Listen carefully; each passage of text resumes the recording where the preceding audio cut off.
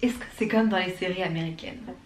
Honnêtement, j'en ai pleuré plusieurs fois. La zoothérapie, passer un peu de temps avec des animaux à la bibliothèque, faut arrêter de comparer. Coucou, j'espère que vous allez bien. Aujourd'hui, je vous retrouve pour une nouvelle vidéo. Je vais d'abord me présenter parce que peut-être que vous allez tomber sur cette vidéo un peu par hasard si vous cherchez des informations à propos de Montréal. Aujourd'hui, je vais faire une vidéo, un bilan de mes 3 ans en tant qu'étudiante à Montréal. Je suis sûre que cette vidéo va pouvoir aider énormément de personnes. Ça va peut-être pouvoir aider des gens à passer le cap de venir étudier à Montréal ou juste de partir étudier à l'étranger.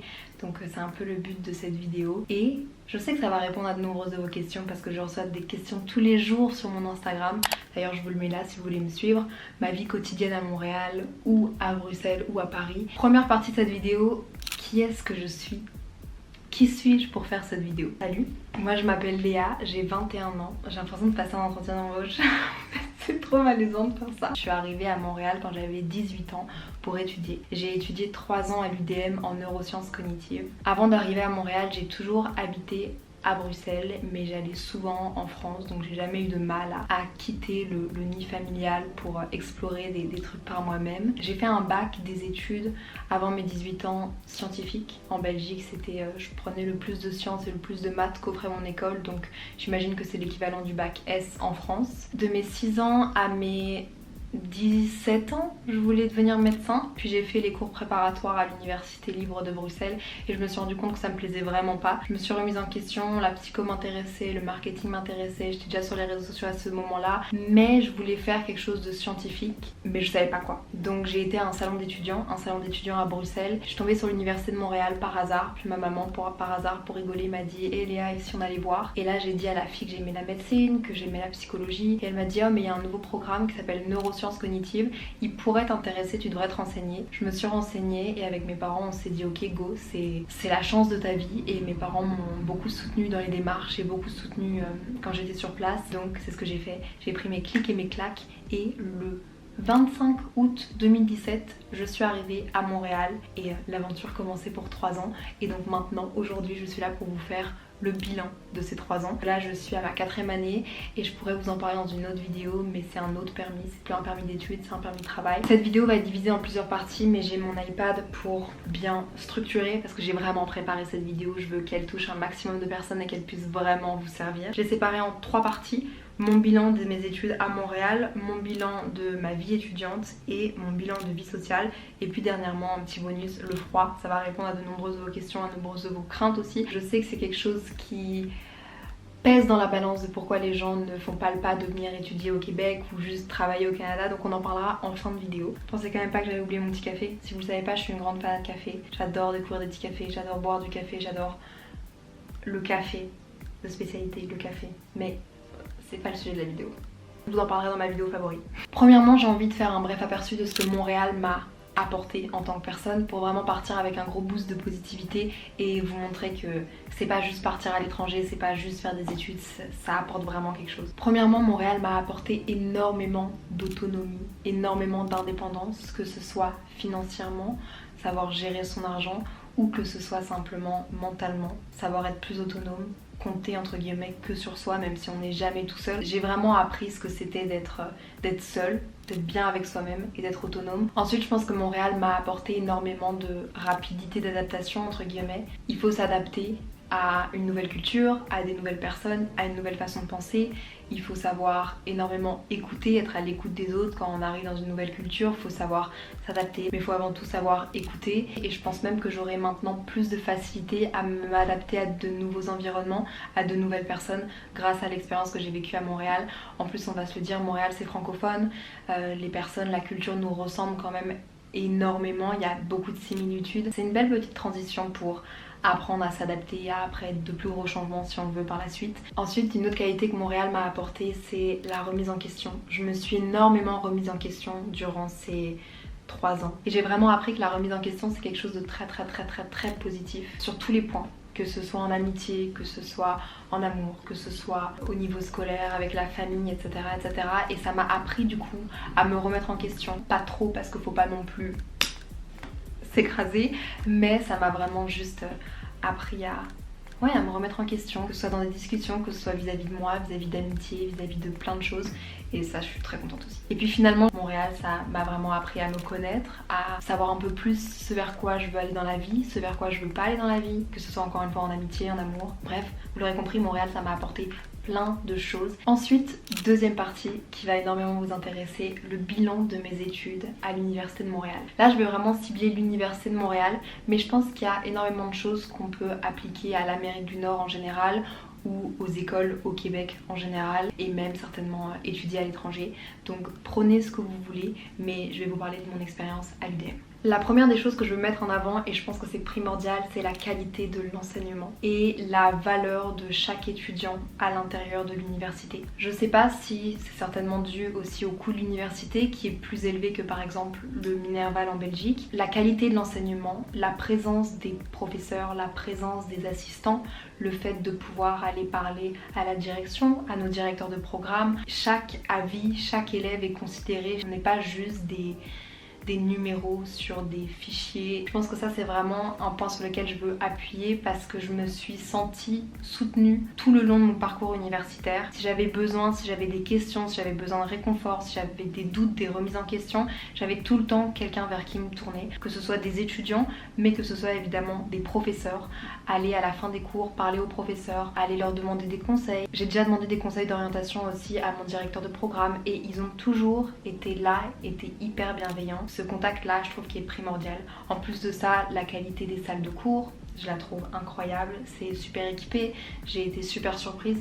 La qualité des bibliothèques, on s'entend qu'en tant qu'étudiant, quand on vit en coloc, les bibliothèques c'est super important. Il faut avoir son endroit, sa bulle pour pouvoir étudier, super bien sécurisé. Les bureaux, les prises, tout ça, c'est vraiment des tout petits trucs. Vous allez me dire, mais Léa, c'est peut-être pas ça qu'on va entendre dans cette vidéo. Je trouve ça super important de le souligner parce que la qualité de l'enseignement, la qualité de l'université, je suis pas en train de dire l'UDM c'est la meilleure université, mais en général, je trouve que c'était tellement bien équipé que je me sentais bien, que ça me donnait envie d'étudier, que je me sentais bien dans ce cadre-là, que je me sentais en sécurité et ça c'était super important. Par exemple à l'UDM, en fin de session, les bibliothèques sont ouvertes 24 heures sur 24 et je me suis tout le temps sentie en sécurité.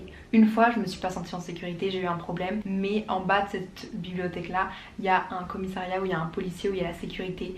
C'est hyper bien contrôlé et on m'a directement écouté. Je sais pas si j'ai déjà raconté cette story time, mais faudrait que je le fasse parce que c'est vraiment une longue story time. Mais je pense que je l'ai fait. Ah non, je pense que je l'ai pas fait sur YouTube. Ce serait intéressant que je vous la raconte quand même. Quelque chose d'autre que j'ai vraiment apprécié à l'Université de Montréal, c'est le choix des cours. En général, comment sont faits les programmes à l'Université de Montréal, c'est que vous avez un cheminement obligatoire, donc certains cours obligatoires. Après, il y a des cours à option, c'est des cours que vous choisissez un peu plus en fonction de vos affinités.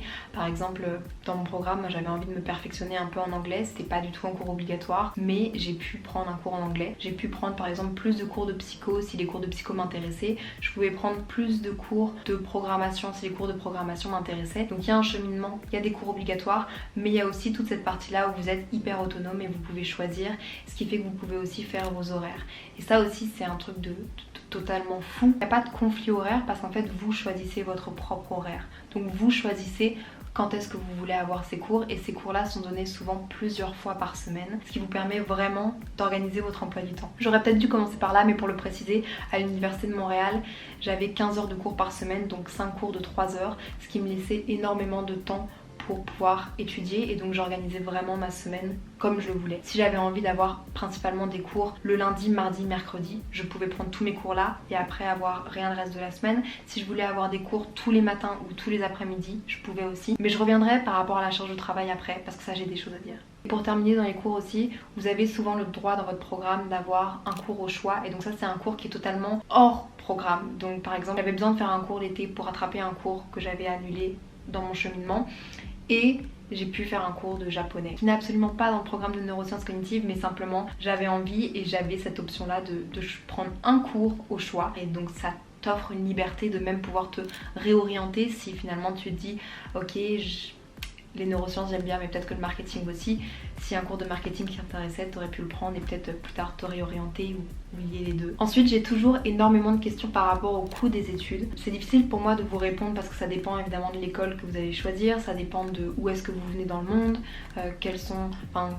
à quel niveau d'études est-ce que vous êtes, etc., etc. Mais sur le site de l'UDM, dès que vous choisissez un programme, vous avez un petit onglet où il y a marqué coût et admissibilité et vous pouvez voir exactement combien va vous coûter votre première année. Il donne énormément de conseils financiers. D'ailleurs, en parlant de coûts, il y a un truc dont on est très chanceux si vous venez de Belgique francophone ou si vous venez de France. Il y a un pacte entre le Québec et la Belgique francophone et la France qui nous permet de payer les études moins chères. C'est-à-dire que les étudiants internationaux, que ce soit États-Unis, mais partout dans le monde, sauf au Québec, en France et en Belgique francophone, on a des prix réduits par rapport aux études, qui rend les études beaucoup plus accessibles. C'est un avantage, un privilège qu'on a. Ça peut peut-être vous donner le déclic de en fait c'est possible d'étudier à l'étranger. Il faut toujours se renseigner. Je peux vous dire que ce pacte là, c'est la raison pour laquelle j'ai pu personnellement venir étudier ici, sinon j'aurais pas pu.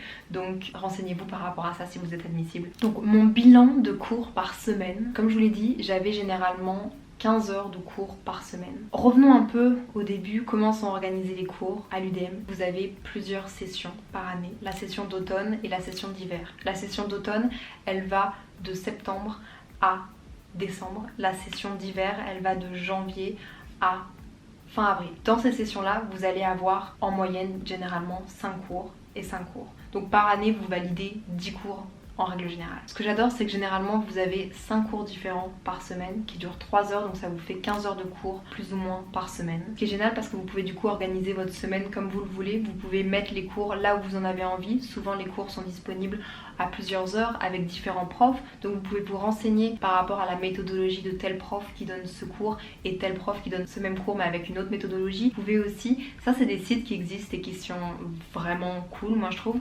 Je pense que c'est Rate My Teacher. En fait vous pouvez taper le nom de votre professeur, le professeur que vous allez avoir et voir un peu les commentaires, la difficulté du cours, etc., etc. Il y a énormément d'entraide aussi dans les groupes Facebook de l'UDM. Vous pouvez demander par exemple est-ce qu'il y a une charge de travail élevée, comment sont les examens pour tel prof, parce que le but est toujours d'avoir une excellente moyenne. Donc vous pouvez vraiment demander des conseils à d'autres gens qui ont eu ce prof là et ils pourront vous dire ne le prends pas du tout ou vas-y, en plus il est super à l'écoute. Donc du coup 15 heures de cours par semaine, ça vous permet d'organiser votre semaine comme vous voulez, ça vous permet d'organiser vos heures d'études. En moyenne à l'UDM, ils préconisent que 1 heure avec le professeur en classe, ça vaut 3 heures à la maison.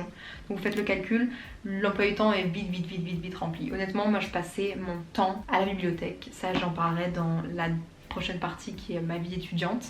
Mais ça j'ai trouvé ça difficile parce que ok, on n'a que 15 heures de cours par semaine, mais ça demande énormément d'efforts à la maison, en tout cas pour ma part. J'ai pas de difficultés, je peux pas dire que j'ai des difficultés, mais j'encode pas les trucs directement. Il me faut vraiment manier la matière, etc. Mais en règle générale, c'est quand même top de pouvoir faire son emploi du temps. J'ai adoré mes études à l'université de Montréal, j'ai adoré le système. Toutes les 6 semaines, vous avez des examens. Donc, vous commencez en septembre, mi-octobre, début novembre, vous avez des examens pendant 1 semaine qui sont à vos horaires de cours. Donc si vous avez cours le lundi et le mardi et le mercredi, aux mêmes horaires vous aurez vos examens. Et ces examens là ils s'appellent les midterms.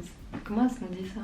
Ouais, on dit les examens de mi-session, les midterms. Je trouve ça cool parce que souvent ce que font les profs c'est qu'ils vous interrogent sur la moitié de la matière, donc après 6 semaines, donc c'est très frais dans votre tête. Souvent les profs enlèvent entre guillemets la matière et vous recommencez à zéro. Et je trouve ça cool parce que du coup vous êtes tout le temps dedans. Vous n'avez pas ce truc de ok j'ai eu 2 mois de cours, j'ai en même temps fait ci, en même temps fait ça, maintenant je dois me rattraper. L'université de Montréal ça demande énormément d'assiduité. Vous devez vraiment être assidu parce que vous avez des examens toutes les 6 semaines. Donc vous avez 6 semaines de cours, la 7e semaine ça va être souvent vos examens aux mêmes heures de cours et après vous recommencez pour 6 semaines et vous avez les examens finaux. Les finals.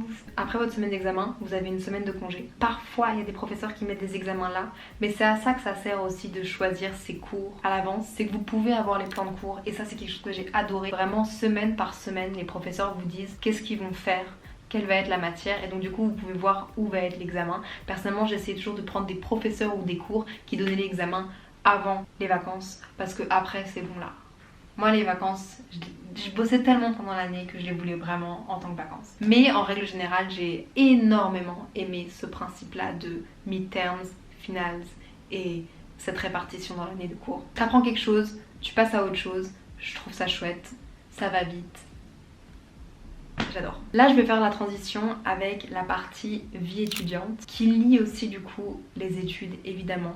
Moi j'ai trouvé que la charge de travail était quand même intense. Quand vous prenez 5 cours, c'est 15 heures de cours par semaine. Vous allez peut-être vous dire ah c'est rien. À l'université de Montréal, même les professeurs, même les directeurs de programme, etc. savent que prendre 5 cours, avoir 15 heures de cours par semaine, c'est une énorme charge de travail. J'ai eu énormément de difficultés à organiser mes cours et ma vie sociale. J'ai toujours délaissé ma vie sociale. J'aurais pas dû le faire, j'ai quelques regrets, mais je préfère pas rester sur des regrets.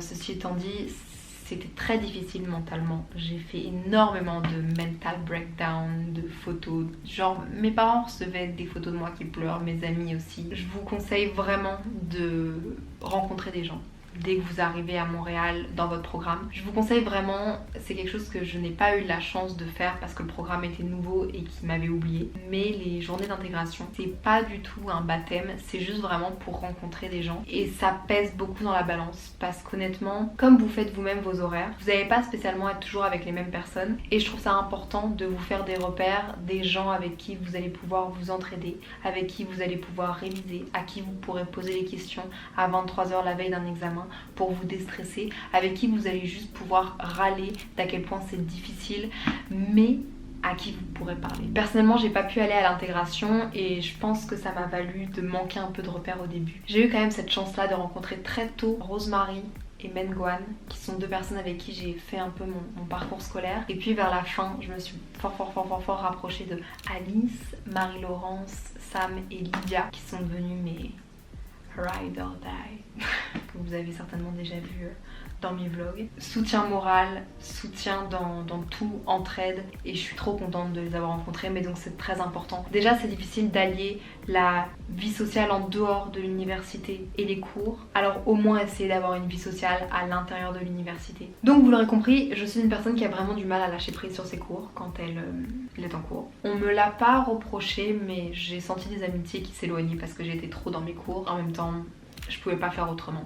Mentalement, c'était impossible, sinon mon stress était trop intense. Faut arriver à dompter ça. Quelque chose que je veux aussi souligner, c'est qu'à l'UDM il y a énormément de ressources en santé mentale et je pense que je les ai pas assez utilisées. Il y a notamment de la zoothérapie plusieurs fois par an à la bibliothèque. Ils organisent des rencontres avec des animaux.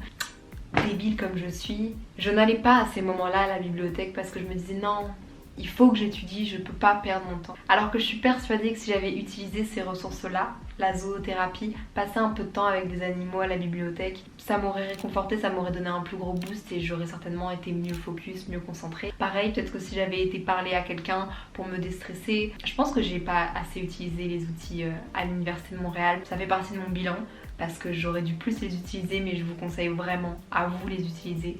Renseignez-vous sur le site, sur les groupes Facebook encore une fois, de vos programmes, de vos associations. Ça vaut vraiment la peine de se renseigner. Il y a aussi énormément d'étudiants qui organisent des activités, que ce soit du yoga, de la méditation. Et encore une fois, c'est des choses que je me disais ah, je le ferai plus tard. Et si j'avais pris le temps, j'aurais rencontré des nouvelles personnes, je me serais fait des nouveaux contacts et simplement je me serais sentie bien et j'aurais été reboostée, j'aurais eu de la confiance en moi, j'aurais été réancrée dans le moment présent. Peut-être que j'aurais moins passé de temps à dramatiser la situation et j'aurais genre... Ensuite, la vie étudiante côté université fait. Est-ce que c'est comme dans les séries américaines? Bon, je suis en train de tourner cette vidéo et je trouve qu'elle est particulièrement longue. Je pensais pas qu'elle allait me prendre autant de temps, mais je propose qu'on fasse un entracte et que je vous publie le reste de la vidéo plus tard dans la semaine ou dimanche prochain à 18h. Dites-moi ce que vous préférez en commentaire, je vais vous laisser sur ça. Mais promis, j'ai encore beaucoup de choses à vous dire. J'ai toujours ces yeux qui brillent d'admiration et de reconnaissance. Alcool, musique, amis. T'es qui pour arriver dans la vie de quelqu'un très nord-américain, parce que même les bureaux font ça, parce que je me sentais pas légitime. J'ai eu la chance d'aller passer plusieurs week-ends à New York. J'espère que je vais pas du tout offusquer les Québécois. Est-ce que ces personnes sont vraiment mes amis? En tout cas, je vous fais des gros bisous, prenez soin de vous. À très vite. Bye. Pourquoi je suis surexcitée comme ça? J'ai trop hâte pour la suite, vous avez kiffé.